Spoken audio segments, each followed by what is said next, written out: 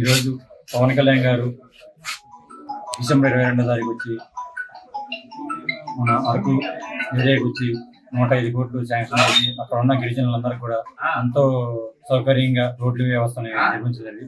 ఎందుకంటే ఈ రోడ్ల వ్యవస్థ అనేది ఉంటే కానీ విద్య వైద్యానికి మేలు జరుగుతుంది. అదేవిధంగా మా పోలవరం నియోజకవర్గం కూడా ఎక్కువ ఆదివాసీ ఉండే ఏరియా.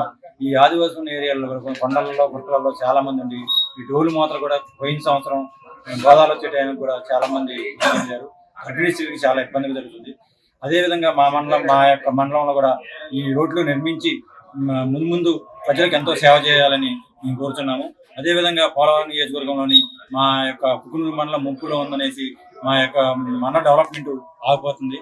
ఇది దృష్టిలో ఉంచుకొని ఏదైతే ఆదివాసులు ఉన్న ఏరియాలలో ముంపులో లేదండి, ముంపులో ఉన్న ఏరియా మొత్తం 45 కాటన్ లెవెల్ మించేసి ఉన్న ఏరియాకి ఈ యొక్క సదుపాయాలు జరిపించవలసిందిగా మన ఉప ముఖ్యమంత్రి పవన్ కళ్యాణ్ గారు కోరుతున్నాము.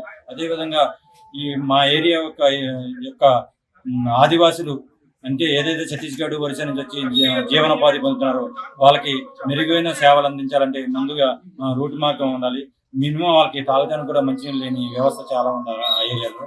వాళ్ళందరికీ కూడా మేలు జరగాలంటే మనకి రోడ్లు ముఖ్యం కావాలి. అదేవిధంగా విద్యా వైద్యం కూడా చాలా చాలా దారుణంగా ఉండాలి. వాళ్ళందరికీ మేలు జరగాలని మేము ఈ ప్రభుత్వాన్ని కోరుతున్నాము.